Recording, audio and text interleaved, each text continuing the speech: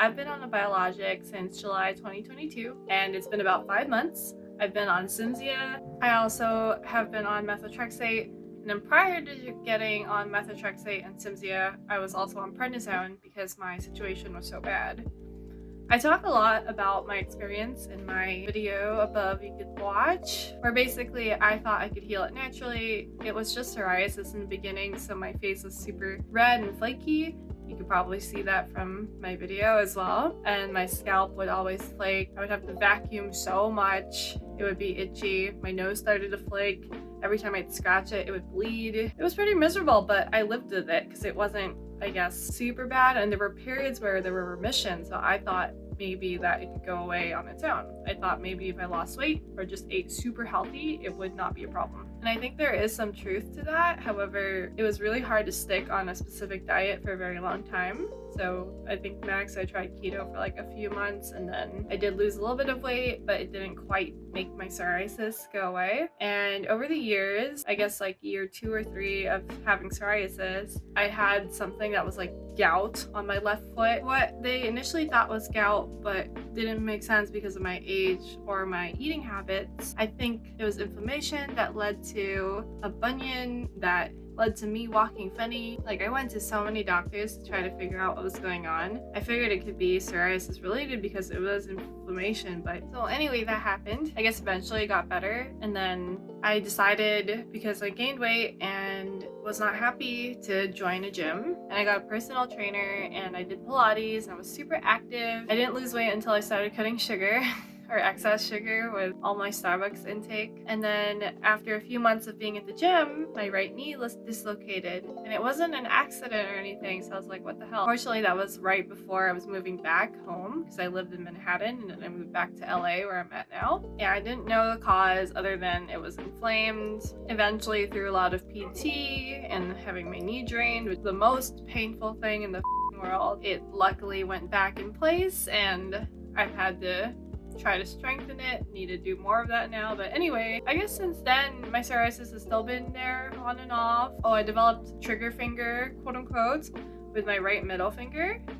So I showed this in my previous video, but you can kind of see it's a little deformed. Like the tip is bent like lower than the rest. Like I can't actually straighten it anymore. I can't give the middle finger if I wanted to. What happened was recently, besides like the flakes of stuff, and then my nose was the most new symptom of having flakes and bleeding and cracking, a new finger started getting inflamed, and the toe. But the finger especially was bothering me because I was like, oh shit, is this happening again? Will it take 2 years for it to go away?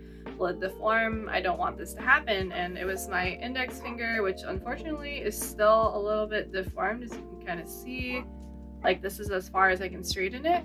I went to PT for a bit and it did help get me more mobility and make it a bit straighter, but as of now, it's unfortunately a little locked that way. Like the joint itself is still inflamed. I thought as I go on the medicine, it might make it go away, and maybe we'll see. I'll give you an update maybe in a year or something, but I mean, luckily I can still move it and I can still use it. It's just what's happening. But the biggest thing that also led me to starting medications and biologics is because I couldn't walk. Like in the beginning of this year, for a few months, I had to use crutches and canes because my left knee started hurting. And yeah, that's a very scary feeling. I know when I went to urgent care and I showed him the finger, he's like, oh yeah, I think you need to be careful and really start medication, because once it affects your joints, it could affect other joints. And your spine is a joint, or is like several joints combined. And he had a friend who had a similar condition, and one day they woke up and they couldn't move.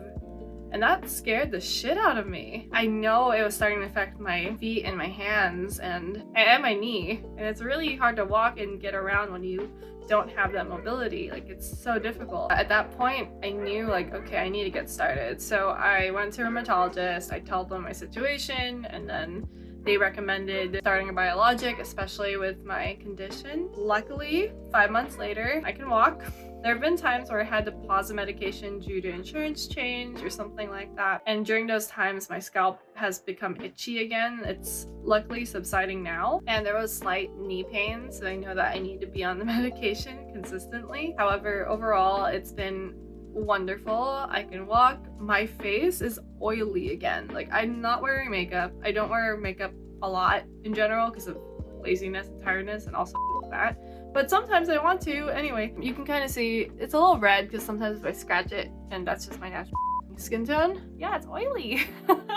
My skin never used to be oily. It always used to be dry. So it's so nice to have that again and be able to do my skin routine and not have it be painful when I'd use toner or I'd use like moisturizer. It always feel like a freaking desert, so it was not very good. And of course I'm not flaking anymore, so I don't have to constantly vacuum or have flakes get into random places, or if I'm sitting on something dark and then I flake, it's so obvious I have to clean it up after and I'm embarrassed. I don't have to worry about that anymore. I just have a quality of life that I haven't had in a really long time, and I'm very grateful. This medicine is a godsend.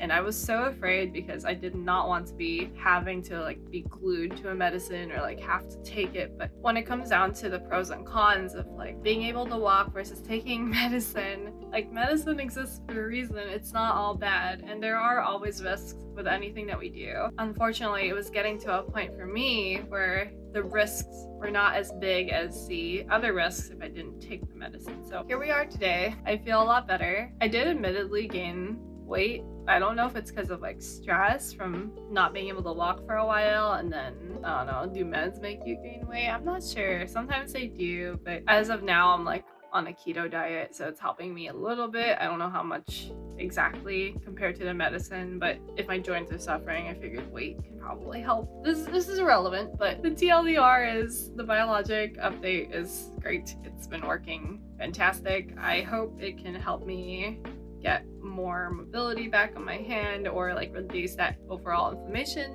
My numbers and my blood work have been pretty good overall. And if you have insurance, most of these medicine companies have like a payment assistance program. So if your insurance covers 80%, payment assistance program can cover the other 20%. So it significantly lowers your bill. If y'all didn't know that, it's super helpful. It's a little bit hard for me right now because I got laid off. So I'm like hoping that turns out for the best. Yeah, let me know if you have any questions. If you also have been taking biologics, feel free to share your experience. If it's helped you, if it's not, I hope this was helpful. I'll talk to y'all soon. Be sure to like, subscribe, and all that, please. It'll help me a lot and make me feel so much better. So thank you. Have a good day. Bye.